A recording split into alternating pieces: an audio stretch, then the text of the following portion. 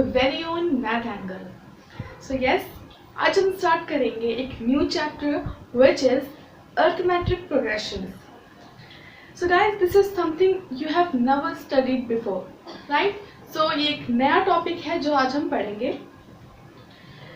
So friends, आपने अपने आसपास या नेचर में कई जगह ऑब्जर्व किया होगा कि कुछ चीज़ें एक सर्टेन पैटर्न फॉलो करती हैं, राइट? किसी भी चीज़ को आप कभी कभी देखते हैं तो उनमें एक सर्टेन पैटर्न फॉलो होता है। जैसे पहली चीज़ है तो दूसरी चीज़ में भी कुछ पैटर्न होगा, ऐसे ऐसे आगे करके आप बढ़ेंगे तो आपको एक सर्टेन पैटर्न दिखेगा। फॉर एग्जाम्पल, जैसे कि यहाँ पे देखें हम, जब आप पहले टर्म को फोकस करते हैं सो आप देखेंगे कि यहाँ पे सिर्फ एक पेटल है, सेकंड में एक और पेटल है, थर्ड में एक और पेटल है एंड फोर्थ में, मतलब जैसे जैसे आप आगे बढ़ेंगे एक पेटल ऐड होती जा रही है। अगर मैं आपसे पूछूं कि इसका नेक्स्ट टर्म क्या होगा, देन आप बता पाएंगे कि अगर हम इसमें एक और पेटल ऐड कर दें, मीन्स 5 पेटल कर दें, सो वो इसका नेक्स्ट टर्म होगा। मीन्स यहाँ पे भी एक सर्टेन पैटर्न फॉलो हो रहा है कि as you move on one new petal gets added to the sequence, right?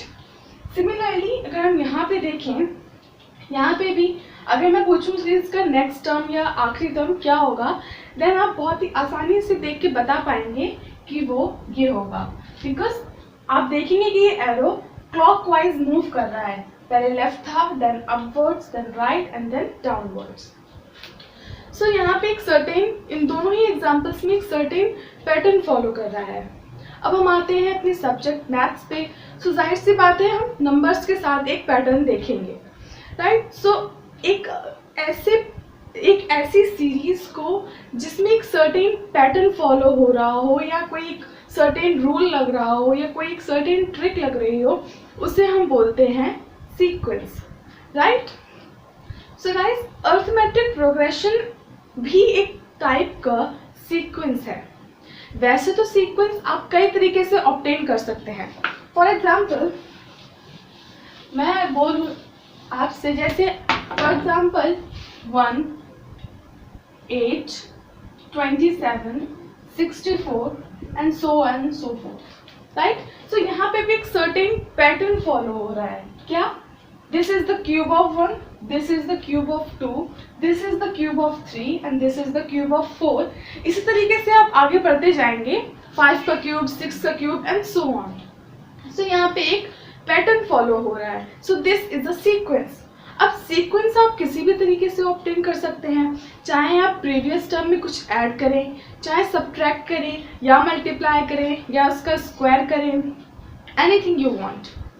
But यहाँ पे आज हम एक ऐसे स्पेशल काइंड ऑफ सीक्वेंस की बात करेंगे जहाँ पे हम उसका जो नेक्स्ट टर्म है वो प्रीवियस टर्म में एक सर्टेन नंबर को ऐड करके निकाल सकते हैं, राइट? और वो नंबर जो हम ऐड करेंगे वो पॉजिटिव भी हो सकता है, नेगेटिव भी और इवन 0 भी, राइट? सो इसी तरीके से सबसे पहले एग्जांपल देखते हैं। अगर मैं लूँ 1, 4, 7, 10, 13, तो यहाँ पे देखिए first term is 1, second term is 4। But अगर आप इसको थोड़ा ध्यान से देखेंगे देन आप बता पाएंगे that this is 1 + 3, this is 4 + 3, this is 7 + 3। सो आप देख रहे हैं कि आप जैसे जैसे प्रीवियस टर्म में 3 को ऐड करते हैं आपको एक नेक्स्ट टर्म मिलता है, राइट? सो यहाँ पे एक पैटर्न फॉलो हो रहा है कि जब भी आप प्रीवियस टर्म में 3 को ऐड करेंगे आपको नेक्स्ट टर्म मिल जाएगा, राइट? सो इस 3 को हम बोलते हैं कॉमन डिफरेंस। इसको बोलते हैं कॉमन डिफरेंस,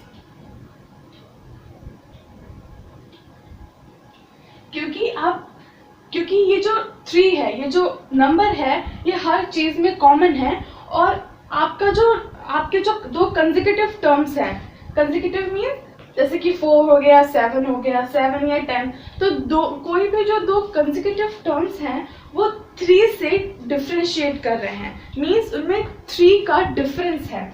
सो इसीलिए हम बोलते हैं कॉमन डिफरेंस, राइट?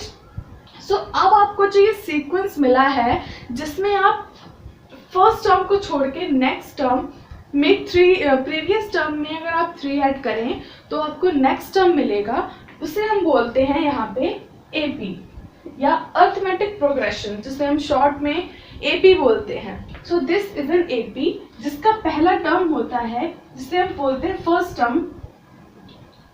ये है फर्स्ट टर्म जिसे यूजुअली हम ए से डिनोट करते हैं, एंड जैसा कि मैंने बताया दिस इज कॉमन डिफरेंस, इसे हम स्मॉल डी से डिनोट करते हैं।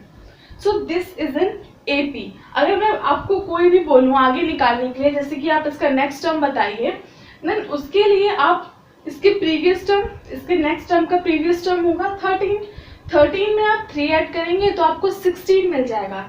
दिस मीन्स जैसे जैसे आप प्रीवियस टर्म में 3 ऐड करते जाएंगे आपको नेक्स्ट टर्म मिलता जाएगा। सो ऐसे ही आप चाहें तो कितनी भी आगे टर्म बढ़ाते जाएं, you will get an AP, right.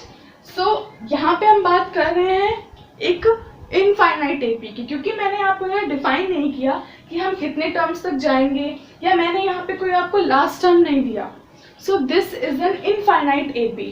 अब अगर मैं आपको यहाँ पे कोई टर्म दे दूँ, लास्ट टर्म दे दूँ, so that will be an finite AP. या मैं आपको बोल दूँ कि आपको सिर्फ 10 टर्म्स तक जाना है या 15 टर्म्स तक जाना है, सो that will be a finite AP.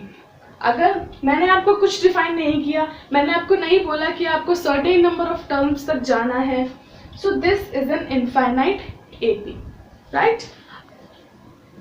अब हम इस चीज को जो हमने पढ़ा है विथ थ्रू एन एग्जाम्पल, उसको थोड़ा सा और जनरलाइज करते हैं।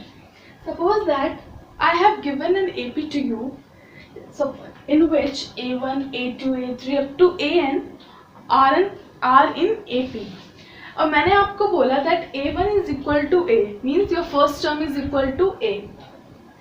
So अगर मैं आपको बोलूँ that find A2, then you can write it as A1 plus D, जैसा कि अभी हमने एग्जाम्पल में देखा था, where 1, 4, 7 formed an AP.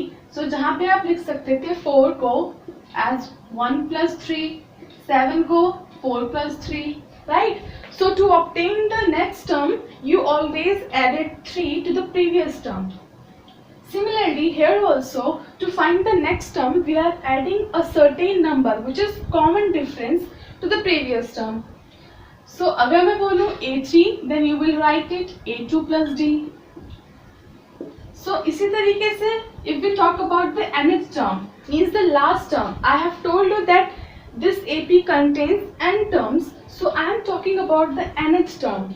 So it is denoted by A to the base n, right?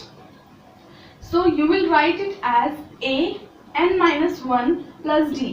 Why? Because to obtain the next term, you are always adding D to the previous term. Here your previous term is n minus 1th term, right? So इसको आप इस तरह से लिख सकते हैं। So अगर मैं आपसे बोलूँ then you have to write all these terms in form of A and D only. You don't have to write the next term in the terms of the previous terms, but in the term of the first term and the common difference. So second term को लिख सकते हैं A plus D. As I have told you that A1 is equal to A, so A2 is equal to A plus D. और अगर हम third term के लिए A2 को रिप्लेस कर दे by A plus D, then you will get it as A plus 2D, right? Similarly, अगर हम nth term की बात करें, इसी तरीके से जब आप आगे आगे बढ़ते जाएंगे, इसी तरीके से आप nth term पे आएंगे। We will talk it about later. उससे पहले हम बात करते हैं इसको और थोड़ा सिंप्लीफाई करने की, राइट? सो अगर आप फर्स्ट टर्म की बात करें, यहाँ पे A1 की बात करें, then A1 can be written as A plus 1 minus 1 times D. Yes or no? Why? Because here D is 0, so A1 will be equal to A. You can write it as A plus 1 minus 1 times D. Similarly, A2 can be written as A plus 2 minus 1 D, right? and a3 can be written as a plus 3 minus 1d, a plus 2d, right? Similarly, अगर हम nth term पे आए, you will write it as a plus n minus 1d. Why? Why? Because यहाँ पे आप देखेंगे a certain pattern is being followed. जब आप a2 की बात करते हैं, then आप लिखते हैं a plus 2 minus 1. जब आप a3 की बात करते हैं तो लिखते हैं a plus 3 minus 1 times d. Means आप जिस भी टर्म की बात कर रहे हैं, चाहे वो सेकेंड हो चाहे थर्ड, तो आप क्या करते हैं a plus that term which we are talking about minus 1 times d. सो अगर अब हम nth टर्म की बात कर रहे हैं, सो हमें लिखना होगा a plus n minus 1d.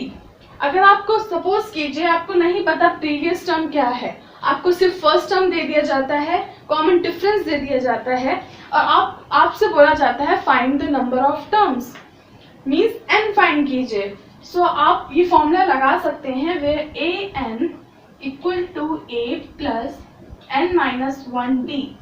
अब इसमें से आपको जो भी चीज अननोन है you can find it very easily. आपको चाहे कोई सा भी टर्म दे दिया जाए, be the first term, second term, third और विच एवर टर्म, आप वैल्यूज पुट करके फाइंड कर सकते हैं. So this expression is very important and is known as the general term. और कभी कभी हम इसको बोलते हैं nth term, only when the AP contains n terms only. So this is the expression for the last term or the nth term and also known as the journal term, right? So note it down. So अब हम आते हैं अपने next topic पे, which is middle terms of an AP. Although your NCERT doesn't contains much question on this topic, but फिर भी हम एक बार इसको डिस्कस कर लेते हैं. So middle terms of an AP. Suppose कीजिए आपकी AP में n टर्म्स हैं. अब वो n जो है चाहे वो ऑड भी हो सकता है या इवन, मीन्स आपकी AP में इवन नंबर ऑफ टर्म्स भी हो सकते हैं और ऑड नंबर ऑफ टर्म्स भी हो सकते हैं. सो हम फर्स्ट केस की बात करते हैं. Suppose your AP has odd number of terms, right? If AP has odd number of terms, right? तब क्या होगा? So इस केस में जो हमारा मिडिल टर्म होगा, middle term is equal to n plus 1 by 2th term, right? Suppose for example मैं बोलूँ मैंने यहाँ पे 5 स्टिक्स को रखा है, 1 2 3 4 5, सपोज 7 स्टिक्स को रखा है. Now I am talking about कि इसकी जो मिडिल स्टिक है वो मुझे बताइए. सो यहाँ पे आप देखिए there are 7 sticks which is an odd number. So उसके लिए अगर मैं बोलूँ, अगर आप इस फॉर्मूले को यूज करें, चलिए फॉर्मूले को छोड़ दीजिए, अगर हम आप लॉजिकली इसको देखें, देन फर्स्ट टर्म यहाँ से कट, यहाँ से कट, यहाँ से, यहाँ से, यहाँ से, means this is the middle term. Means 3 side में छोड़े आपने बोथ साइड, सो जो बीच में आया that is your middle term. अब अगर आप इस फॉर्मूले को यूज करें, then 7 plus 1 by 2th term which is 4th term is the middle term. अब आप लॉजिकली भी देख सकते हैं 1 2 3 and 4th term is your middle term, right? So जब भी आपकी AP में odd number of terms होंगे, you will always use this formula to find the middle term. एक बार आपको ये पता चल जाए then which is the middle term, कौन से नंबर का term is the middle term of an AP, आप फॉर्मूला लगा सकते हैं जो भी हमने प्रीवियस डिस्कस किया था जर्नल टर्म के लिए. आप उस फॉर्मूले में वैल्यूज पुट करके जो आपका मिडिल टर्म की वैल्यू है उसको फाइंड कर सकते हैं. अब हम देखते हैं कि अगर हमारी AP में इवन टर्म्स है तो क्या होगा. If AP has even number of terms, right? So उस केस में जाहिर सी बात है आपके मिडिल टर्म कोई सिंगल नहीं हो सकता. राइट। जैसे कि हमने पहले भी एग्जाम्पल में 7 स्टिक्स ली थी, अगर मैं 8 ले लेती देन आप नहीं बता पाते कि उसमें से मिडिल स्टिक कौन सी है, क्योंकि वहाँ पे 2 स्टिक्स आपकी मिडिल हो जाती हैं, राइट। सो यहाँ पे भी अगर आपकी एपी में इवन नंबर ऑफ टर्म्स हैं तो आपके मिडिल टर्म सिंगल नहीं होगा, there will be 2 middle terms, right. So उसका फॉर्मूला क्या होगा, उसके लिए middle term is equal to n by 2th term and n by 2 plus 1th term।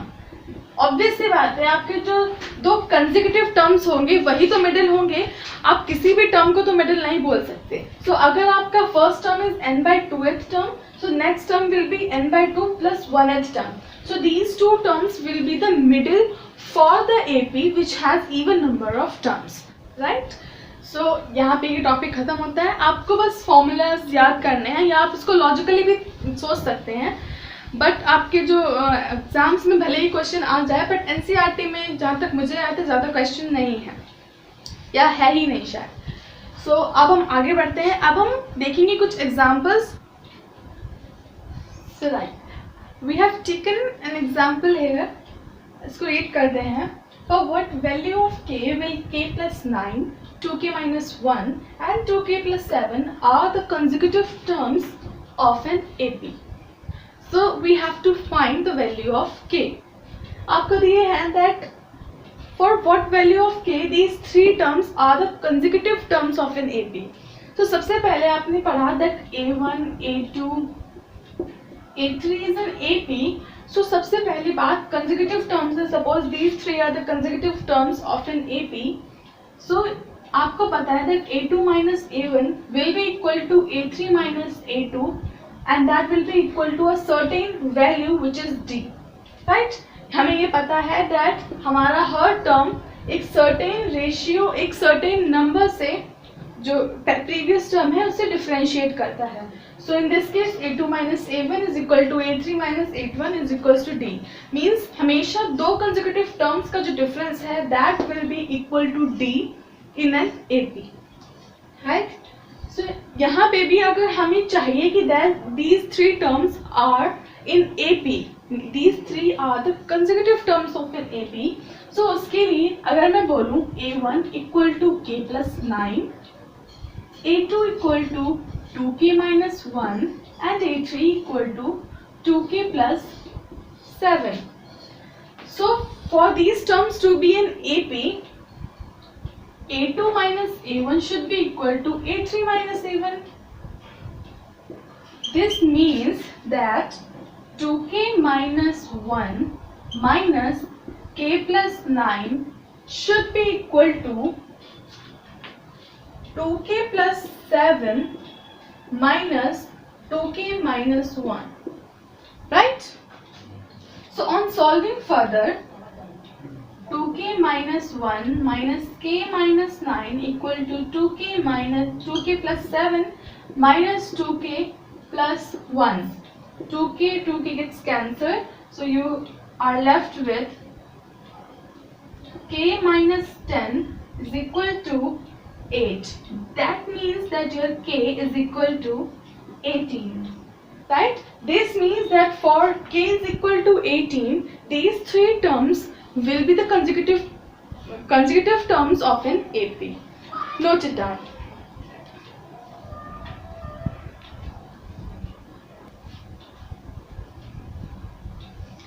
So guys, make sure if you are watching to the channel, watching the video and you are getting this topic and the concept, make sure you're subscribing to the channel. Okay, so let's move on and read the question. Determine the AP whose third term is 5 and 7th term is 9. So यहाँ पे हमें find करनी है एक AP. We are not given the AP and we have to find the AP, but we are given that the third term is equal to 5 and the 7th term is equal to 9. तो सबसे पहले हम लिखते हैं that A3 can be written as A plus 2D, right? If we are talking about the first term and the common difference only. सो यहाँ पे हमें पता है कि हमें प्रीवियस टर्म नहीं दिया है, so we can't write it as a plus 2d. We have to write a2 plus d. We have to write it as a plus 2d. So this is given is equal to 5. And we are also given that 7th term is equal to 9. 7th term can be written as a plus 6d. Here we are applying the formula that was an is equal to a plus n minus 1 times d, right? You have to keep this formula in your mind very carefully because this is the most important formula for the chapter, right? So यहाँ पे a7 is equal to a plus 6d which is equal to 9. So we have got two equations, two linear equations which we have to solve. So अगर मैं इन दो equations को subtract कर दूँ, suppose this is second and this is first, and if I just subtract these two equations, so I will get a plus 6d equal to 9 and a plus 2d is equal to 5. So 4d is equal to 4. That means d is equal to 1, right? So we have got the common difference which is d is equal to 1. अब हमें to form the AP we need to find the first term. So उसके लिए हम d की value को किसी भी एक इक्वेशन में पुट करेंगे and we will find the value of a. So a is equal to 5 minus 2d which is 5 minus 2 which is equal to 3. That means a is equal to 3. Now अब आपको पता है that the general form of an AP is a, a plus d, a plus 2d and so on and so forth. So first term is 3, a plus d that means 3 plus 1 is equal to 4, a plus 2d that means 3 plus 2 is equal to 5 and so on. That means this is your required AP. तो सबसे पहले हमने क्या किया, जो हमें question में information given थी हमने उसका यूज किया, हमारे पास दो इक्वेशंस आ गई, उनको हमने सॉल्व किया, d की वैल्यू फाइंड करी, उस d की वैल्यू को एक इक्वेशन में पुट करके a की वैल्यू फाइंड करी and we got our AP. Have a look. So we are with the next question and हमें दिया है एक हमसे पूछा गया है that is 68 a term of the given AP. So ये क्वेश्चन आपकी NCERT में भी है, एग्जाम्स में भी आता है, सो आपको उसको केयरफुली समझना है. तो सबसे पहले आपको जो टर्म भी बोला है, सपोज 68 की जगह कोई भी टर्म होता हम उसको मानते हैं nth term. So suppose let 68 be the nth term, right? So हम लगाएंगे अपने nth टर्म का formula which was an is equal to a plus n minus 1 d. Now we have supposed that an is equal to 68. So putting the values, an is equal to 68, a is equal to 7 from the AP, n is not known and d is equal to 10 minus 7 which is 3, right? क्योंकि आपको AP दी गई है तो आप किसी भी दो consecutive terms का डिफरेंस लेंगे, आपको कॉमन डिफरेंस मिल जाएगा. सो आप यहाँ से 68 minus 7 is equal to n minus 1 times 3. That means n minus 1 is equal to 61 upon 3. That means n is equal to 61 plus 3 by 3. That means your n is not a natural number. याद रखिए that क्योंकि n आपका number of terms देता है हमें, so your n has to be a natural number. But यहाँ पे n is not a natural number. This means that 68 is not a term of the given AP, right? So whenever you are asked to determine whether a term is a part of the given AP, first you have to let that term as the nth term, and on further you have to apply the formula of the general term or the nth term. उसके बाद आपको जो AP के through values मिलती हैं that is of A and common difference, उसको आप formula में पुट करेंगे। अगर आपकी वैल्यू नेचुरल आती है, if your n is equal to a natural number, तब जो आपका गिवन टर्म है is a part of the given AP। अगर नहीं, then the given term is not a part of the given AP, right? So have a look at this one. So या अब हम आते हैं आज के लास्ट क्वेश्चन पे।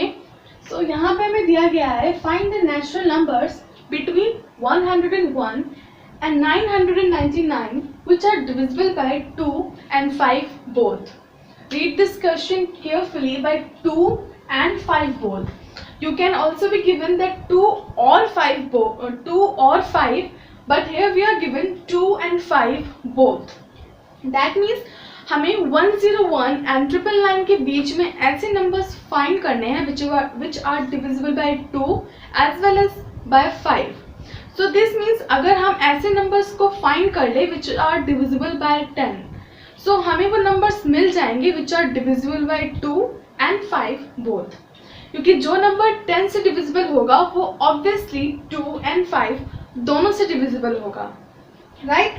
सो सबसे पहले हमें कुछ टर्म्स चाहिए होंगे, हमें एक AP चाहिए होगी ताकि हम थोड़ा सा आगे बढ़ पाए, राइट? तो सबसे पहले हम देखते हैं is 101 divisible by 10? No. 102? No. 103? No. So the first term between 101 and 999 is 110 which is divisible by 10. हमें यहाँ पे 2 and 5 दे रखा है, बट हम उन टर्म्स को देख रहे हैं which are divisible by 10, क्योंकि अगर हम उन्हें फाइंड कर लेते हैं तो हमें वो टर्म्स मिल जाएंगे which are divisible by 2 and 5 both. So क्योंकि 101 से लेके 109 तक कोई भी ऐसा टर्म नहीं है which is divisible by 10, and 110 is the first term which is divisible by 10 between 101 and 999. So this is the first term. इसी तरीके से आप नेक्स्ट टर्म में ऐड करते जाएंगे 10, you will get an AP. अगर हम इसमें 10 ऐड करें you will get 120. इसी तरीके से आप आगे बढ़ते जाएंगे। अब अगर आप पीछे से देखें, is 999 divisible by 10? No. So जो आपको लास्ट टर्म मिलेगा बिटवीन 101 and 999 will be 990, जो कि 10 से डिविजिबल होगा, दैट मीन्स 2 and 5 से डिविजिबल होगा, राइट? सो अगर आप इसको देखें, दिस इज एन AP जहाँ पे each term differs by the previous term by a certain number which is 10 here, right? So यहाँ पे this is A means the first term and D is equal to 10 and AN means the last term of the AP is 990. So we have to just find the number of terms, means n. So by applying the journal formula